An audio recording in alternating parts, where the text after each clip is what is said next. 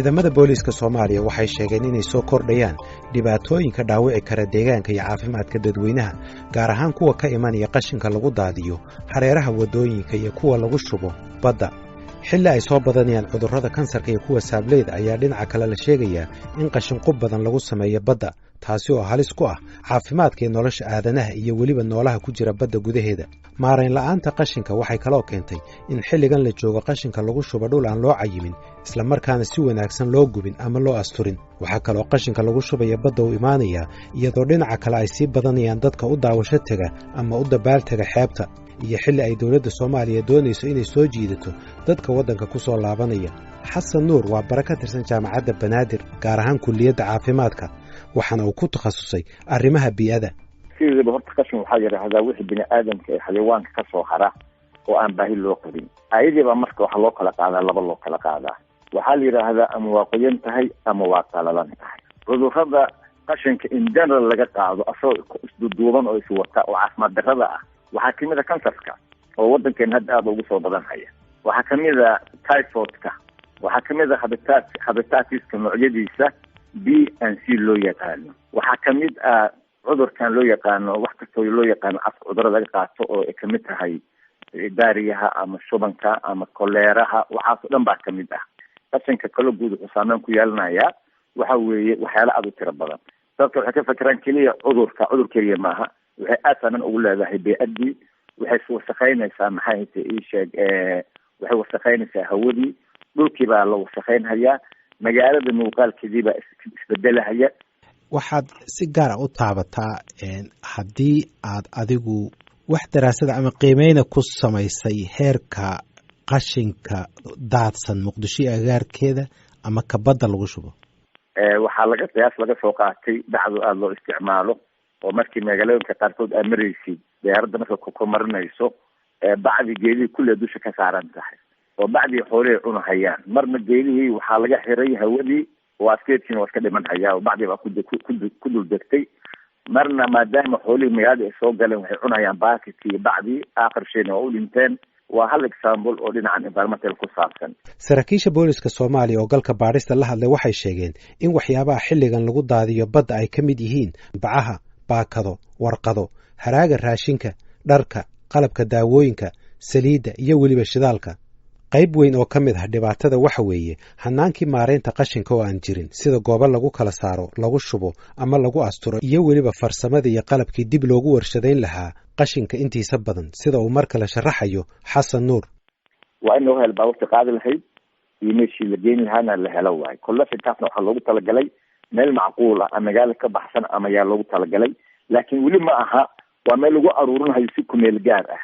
laakiin meeshii ugu dambaysa la gaarsiin lahaa maaha. marka ugu dambaysa marka waxay leedahay meel disposal oo meel aada u fog magaalada ka baxsan yaa markaa la geynhayaa. marka qashinku waa weynaan karaa, laakiin waxaa ugu muhiimsan waxa weeye runtii waxa waaye in la sameeyo 3 shay qashinka meesha la isugu keeno. horta qashinkaani hadduu aada u tiro badan yahay wuxuu kalifayaa kharash aada u tiro badan iyo meesha lagu geenhayo oo dhul u baahan yahay. qaabkee loo yareyn karaa marka? waxaa loo yareyn karaa waxay in la yidhaha horta kala soocid ama waxay dhaha sorting in la yidhaahdo oo loo kala saaro. horta qaarkood faa'iido dadka dib ugu soo laaban kartaa mise uguma soo laaban karto. marka sortingkas marka waxaa kaaga imaanhaya in wax badan oo qashinka kamid ah uu kusoo laabto oo qaar aad ku samaysid waxay recycle, macnaa inti dib loo habeeyo dib loo isticmaalo. qaarna loo isticmaali kara qaabo kaloo faa'iido mujtamaca u leh, sida in laga sameeyo wax lagu mataqaana isha dab lagu kullaysto, in isheeg yani fertilization iyo beeraha wax noocaas oo kale loo isticmaalo. kuwaas oo kalena ayagana qayb bay kugu gelahayaan. see marka ugu habboonaan karta haddii taas aan la heli karaynin meesha la geynahay inay noqoto meel magaalada aada uga baxsan, dibna godweyn in loo qodo, godkaasna in qashinka qalalan korkiisa la dhigo oo asagoo loo dhigahaya qaab xoogo mataqaana xaleef oo aan saarnayn. habeenkii marka qashinka meesha laga buuxiyana ciid lagu rogo. kaas marka waxay noqon marka inuu yani asagayna wixii mataqaana bacteria wixii ku meesha ku dhintaan oo qoraxda meesha kula dhacdo. maalinka labaad kii la qaadana saa looga sameeyo ilaa meesha uu ka buuxsamo.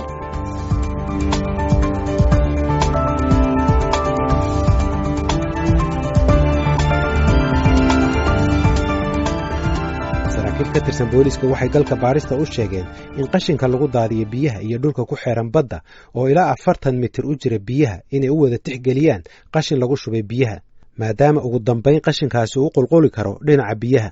galka baarista waxaa loo sheegay in qashin qubkan intiisa badan ay samaynayaan shirkadaha ka soo ururiya magaalada, waxayna saraakiisha booliisku ii sheegeen in inta badan xadgudubyadan ay ka dhacaan dhowr goobood oo ka mid ah magaalada iyo daafaheeda, gaar ahaan deegaanka lagu magacaabo Gubadley oo ay booliisku sheegeen in lagu shubo wasakhda ay soo daadiyaan shirkadaha, shakhsiyaadka iyo weliba iskaashatooyinka. goob kale oo qashinka looga shubo badda waa halka lagu magacaabo Kawaanka Bari, halkaasi oo badda lagaga shubo lafaha, hilibka, dhiigga haddii ay yihiin kuwa malayga iyo xoolahaba. waxaa kale oo qashinka looga shubaa badda isla xeebta Liido oo ah goobaha ugu dadka badan, waxaana halkaasi badda looga shubaa inta badan haraadiga hoteelada. booliisku waxay magacaabeen 3 shirkadood oo ah kuwa qashinka ka aruuriya magaalada Muqdisho, kuwaasi oo ay sheegeen inay yihiin kuwa qashinka ugu badan ku quba badda iyo weliba dhulka ku xeeran magaalada Muqdisho. mid ka mid ah goobaha sida weyn xilligan loogu quba qashinka waa xeebta Jasiira oo ka mid ah deegaanada ugu qurxoon ee u dhow magaalada Muqdisho. dhowaanna qaar ka mid a warbaahinta ayaa xeebta Jasiira ku soo sawiray baabuur sida qashin, kuwaasoo xamuulkii ay wadeen ku wareejiyey badda. Maxamuud Yuusuf Xasan waa maamulaha guud ee shirkadda Eco Environmental Cleaning Company oo ka mid ah shirkadaha ugu waaweyn ee magaalada Muqdisho ka aruuriya qashinka. Eco waxay ka mid tahay shirkadaha heshiiska la galay maamulka gobolka si ay u maareeyaan qashinka ka soo baxa guryaha iyo goobaha ganacsiga ama xafiisyada dawladda. waxay shirkaddu ii sheegtay inay shaqaalaysiiso 326 qof, ayna doonayaan inay helaan goobo ay ku maareeyaan qashinka dibna loogu warshadeeyo.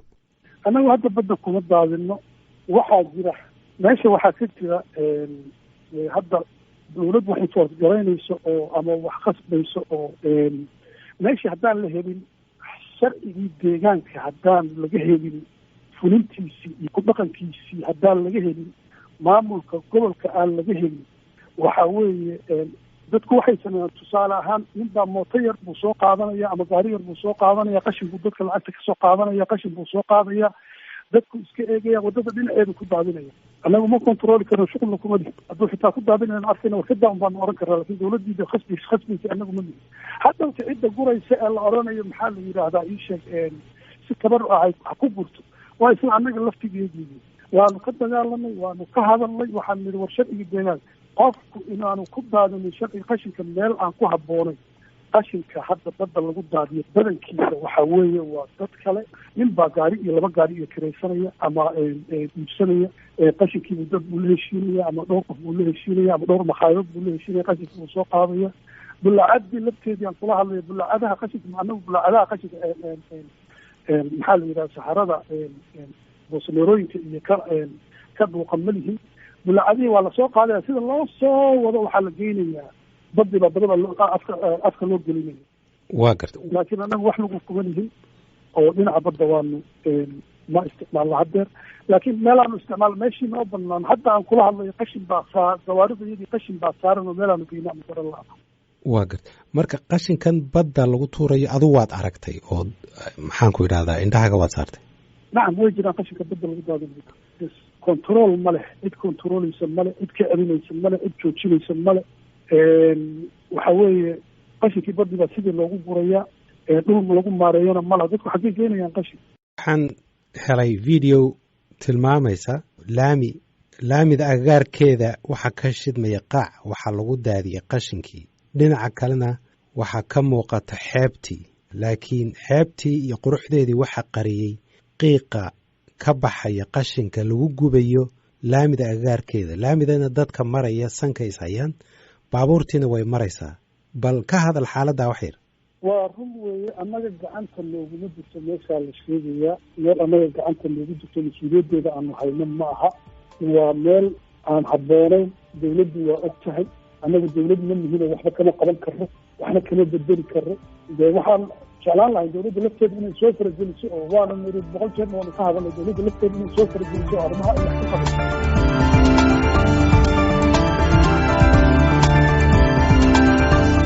booliiska iyo xirfadlayaasha caafimaadku waxay ka digeen in dhibaatooyinka qashinqubka ay saameyn weyn ku yeelan karaan caafimaadka dadka iyo weliba bii'ada, gaar ahaan xeebta iyo dhulka u dhow oo haatan noqday goobaha ugu badan ee lagu qubo qashinka.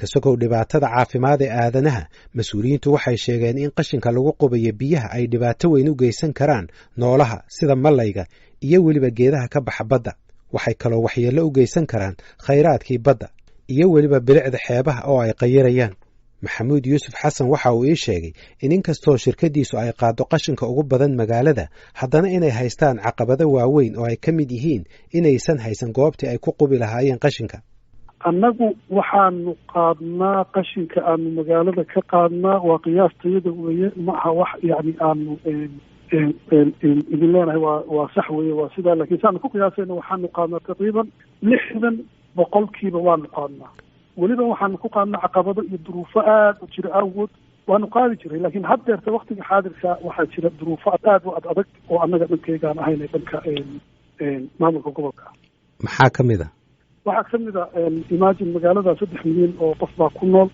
waxaa ka baxa maalintii annagu aanu ka saarnaa magaaladaas almost 1700 iyo something metric ton oo qashin ah waxa weeye ma laha goob lagu maareeyo qashinkii ma laha dumping sites waxa la yidhaahdo ama dhulkii ama qashinka foornooyin baa lagu guba waa la aasaa wixii aan micno lahayn waxa weeye qaab loo aasaa jira qaab loo handalgareeyaa jirta wixii kalena dib baa loo soo celiyaayo intifaac baa laga raadiyaa dhulkii wax lagu maareyn lahaa ma laha haddaan for example hadda goobtan aanu hadda qashinka geyno ma aha goob ku habboon kow waxaa nalaga qaadaa lacag baa nalaga qaadaa fee baa nalaga qaadaa lacag baa nalaga qaadaa feegaa nalaga qaado waxaa jooga qaar maamulkii degmada ka mid ah baa mas-uul ka ah mas-uuliyiin ahoo jooga wax badan baan marka runtii aada isugu qasa cumar cabdulaahi xasan waa guddoomiyaha degmada Wadajir waxa uu leeyahay maamulka gobolku waa uu ka warhayaa dhibaatada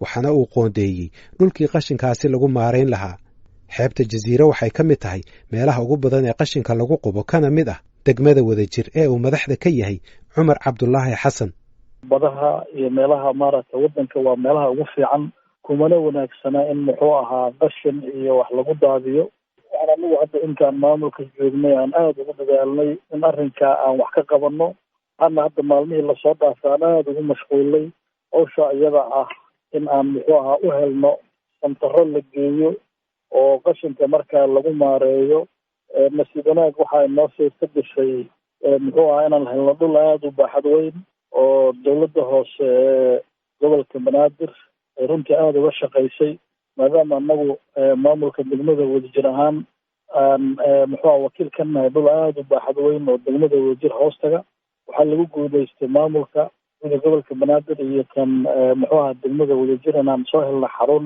ballaaran taasoo insha allahu aan rajeynayno waktiga soo socda in lagu maareeyo qaybaha muxuu ahaa galbeed iyo muxuu ahaa degmooyinka gobolka banaadir qaybo badan oo kamid ah maadaama aan ognahay qashinku inuu maaragtay yahay muxuu ahaa wax haddii ummadda dhexdeedii aan laga qaban uu dhibaato iyo cudur horseedayo qashin intee leeg baa ilaa hadda lagu shubay badda runtii muxuu ahaa sad la socotaba waxaa dhanka badda markooda hore ka oli jiray kaawooyin waaweyn oo kaawooyinkii beriga dawladdu ay lahayd ama howlaha guud oo ku yaalay in badanoo kamida ayaa aada iyagaasi loogu isticmaalay laguna go-i jiray si qashinka loogu maareeyo laakiin nasiib wanaag maadaama hadda degmadu ay kusoo badanayaan dalxiisayaasha dhismooyin ballaadan saad la socotana mar dhoweyto aan ka furnay jaziira real estate oo mar dhow laga dhisayo guryo runtii aada u qurux badan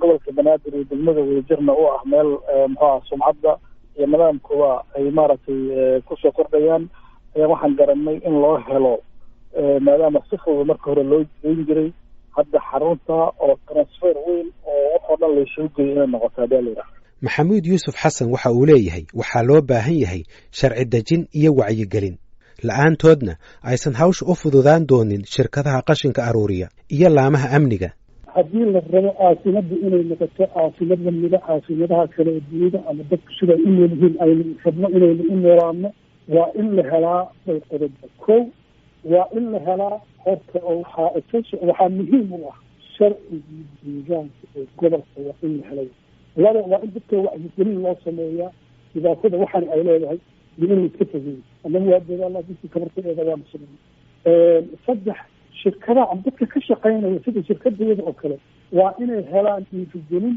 iyo garab istaag iyo la shaqayn intiiba ma hayno. waxaa laydin weydiin karaa, waxaa laydin dhihi karaa idinka maadaama shirkad ganacsi aad tihiin, faa'iido doona, qandaraasyad la galaysa dowladda, maxaa dhul u iibsan weydeen dhulkaas oo aad warshadaynta ama dib u warshadaynta qashinka dhisataan ama qashinka ku maaraysaan ama ku duugtaan? waa su-aal macquul oo la isweydiin karo, laakiin mid baan kuu sheegaya. annagu heshiiskaanu galay dowladda hoose la galay ko heshiiskaanu dowladda hoose la galay uma fulin sidiisa. heshiiska laftiisa waxaa ka mid ahay dowladda lafteeda in laga helo dhulkii laga helo. marka ko maba aanaan fadhiisanin lafteeda waanu ku hawlanahay runti. xasan nuur, khabiirka arrimaha bii'ada, waxa uu leeyahay waa muhiim in siyaasadda dowladdu ay ilaaliso bii'ada, waxaana uu sheegay in sharci la'aantu ay qayb ka tahay waxyaabaha keenay in qashinku uu yaallo meelaha aan munaasabka ahayn. waxaa loo baahan marka ugu horeysa dowladda guud ahaan inay ka yeelato policy, inay ka yeelato aragti, inay ka yeelato oo la dhihi karo mashruuca isaga ah dhibkiisaa batay, ummadda ku baaba'day, dhib badan buu keenay, environmentalkii iyo bii'adii iyo hawadii iyo ciiddiiba waa saameeyey. marka waa inaan ka qaadanaa policy ah in laga hortago. horta siyaasadaas ayaa koob noqonaysa marka koobaad. taasa waxaa looga soo gudbahayaa marka ayadoo laga ambaqaadahaya marka siyaasadaas in markaa loo sameeya sharci loo sameeyo oo gaar ah oo qaabka loo qashinka loo maareeyo qashinka nooc kastaba ha ahaado, kiisa qalalan iyo kiisa qoyanba, in markaa sharci loo sameeyo. ana markaa waxyaalaha maanta keenay in qashinku magaalada iska yaallo waxa ugu muhiimsan waxa weeye waa sharci la-aanta. waxaan kaloo ku sheegayaa sidiisaba managementiga loo sameynayo in qashinka la maareeyana sharci maba ka maarmaba. waana asbaabta keentay maanta maxaa keeni kara magaalo bartankeeda in laga dhigo meesha qashinka lagu aruurinayo. qofka sharcigu ka cabsanaya male. marka taas marka haddii sharci la heli lahaa waa meesha ugu muhiimsan oo ah in dhinaca sharci runtii laga soo maray.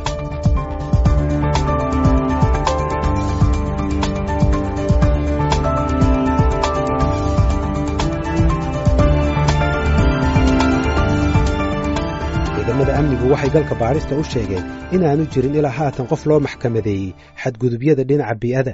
sidoo kale waxay sheegeen inaanu jirin kiis furan oo xilligan uu baadhitaan ku socdo. waxayse booliisku sheegeen inay diiwaan geliyeen ugu yaraan 12 dhacdo oo ay qabteen shakhsiyaad badda ku daadinaya qashin, inkastoo haddana wax dacwad ah aan lagu soo oogin. booliiskuna waxay arrintan ku sababeeyeen aqoontii iyo diyaarsanaanta kiisaskan oo ay ka mid tahay hay-adihii sharciga ee dowladda oo aan u diyaarsanayn islamarkaana u bislayn aqoon fiicanna u lahayn dhibaatooyinka loo geysanayo badda. mid ka mid a saraakiisha booliisku waxaa kale uu ii sheegay in caqabad kale oo jirta ay tahay dadka oo aan ku baraarugsanayn qashinka lagu qubayo xeebaha iyo deegaanada u dhow. hase yeeshee khubaradu waxay sheegeen in dhibaatooyinka haysta bii'ada ay yihiin kuwa daba dheeraaday oo soo socday 10 sano ee burburka uu ka jiray waddanka. haddaba maxaa la gudboon dowladda Soomaaliya? maxaa qorshe ah ee ay wadaa marka ay noqoto ilaalinta bii'ada? agaasimaha bii'ada ee xafiiska ra'iisul wasaaraha Axmed Yuusuf Axmed waxa uu ii sheegay in dowladdu xilligan wado qoraalka sharcigii lagu maamuli lahaa bii'ada. waxaa kale oo galka baadhista u sheegay in dowladdu ay haatan dhul ballaaran u qoondaysay maareynta qashinka. sharciga ilaalinta deegaanka waa sharci hadda la daraasgareeyay, waxaana ku qoran yani ummadda ugu weyn wax baarsan yahay ay tahay in maxaan ku dhahaa isheeg sidii deegaanka loo ilaalin lahaa ama loo protect gareyn lahaa ama looga ilaalin lahaa maxaan ku dhahaa isheeg waxyaabaha dhibka ku ah, iyo sidii dadka deegaanka usqeynaya shuruucdii lagu xakameyn lahaa iyo waxyaabaha noocaas o dhan baa ku qoran. waxaa jira ood la socotaa adigana magaalada Muqdisho meelo ka mida iyo banaankeeda markaad u baxdo qashin aad u badan oo wadada hareeraheeda daadsan. waxaa kalood la socotaa qashin badan in lagu daadiyo badda. maxaad ka qabanaysaan arrimahaas? hortay magaalada Muqdisho waxay ka kooban tahay ilaa 7 degmo. marka degmooyinkani dabcan degmooyin aad u waaweyn iyo population aad u badan uu ku nool yahay. marka qashinka waa khasab in dadku waagi hore waxa dhici jiray inay qashinka ay magaalada dhexdeeda ay ku daadiyaan ama meelaha aan muhiim ahayn lagu daadiyo. hadda xoogaa waa fiican tahay, waa laga yara saaraa, laakiin haddana dhibaatada ay keento waxa weeyaan for example hadda waa kala jasiira meel xoogaa magaalada dhinaceeda maxaan ku dhahay koonfurta 20 kilomitir magaalada dhinaca ka xigta waxay jasiira qashin baa lagu daadiyaa, waana tiro badan yahay. wax kasta lagu daadiyaa, waana ognahay caafimaad darro iyo wax badan baa maxaan ku dhahay sheegay. sidoo kale waxaa lagu daadiyaa Kaaraan, degmada Kaaraan oo iyadana waqooyiga dhinacan maxaan ku dhahay magaalada muqdisho ah gaar ahaan maxaan ku dhahay meeshaan la yihahdo duwadli iyadana qashin tira badan baa lagu daadiyaa hadda maalmo u dambeysay waxaan wadnay dib u habeyn iyo in lala socdo bal qashinka lagu daadiyo iyo waxa uu yahay iyo cidda ku daadisa iyo waxyaaba noocaasa marka hadda waxaa wadnaa qorshayaal tira badan oo aan rabno in meelahaas qashinka looga joojiyo loona helo meelo gaar ah oo qashinka loogu talagalay. waa gartay waxaan la hadlay mid ka mid a shirkadaha ugu waaweyn ee qashinka aruuriya mid ka mid a dhibaatada ugu weyne haysata waa midda hadda aad sheegtay inaysan haysanin dhul weyn dowladda u cayintay oo qashinka lagu maareeyo ama lagu gubo dhulkii looma qoondaynin maxaa dhul loogu qoondayn waayey gaara oo laisla og yahay oo qashinkan lagu habeeyo way jiraa inaysan dowladdu san dhul horey u siinin waana muhiim dabcan markii magaalada jooga in dhul gaara oo qashinka lagu gubo ay jiraanin hadda dowladdu waxay samaystay ama ayba almost gacanta ku dhigtayba dhul aada u weyn ilaa iyo 1,500 oo boos ah dhulkaasna dowladdu maxaan ku dhahay hadda kadib waxaa loo qoondeeyey waa dhul loogu talagalay in lagu qaybiyo ama lagu qubo ama la geeyo qashinka magaalada laga aruuriyo hadda kadib marka dhulkaas weyn oo degmada Kaaraan ku yaal baa dowladdu ugu talagashay marka haddii marka hore aysan jiri jirin hadda kadib insha allah waxaan rajaynaynaa in halkaas gaarka loogu talagalay qashinka la geeyo magaalada. mas-uuliyiinta caafimaadku waxay galka baarista u sheegeen in qashinka iyo nadaafad darradu ay ka mid tahay sababaha ay weli cudurrada faafa iyo kuwa aan faafinba dad badan ugu dilayaan Soomaaliya.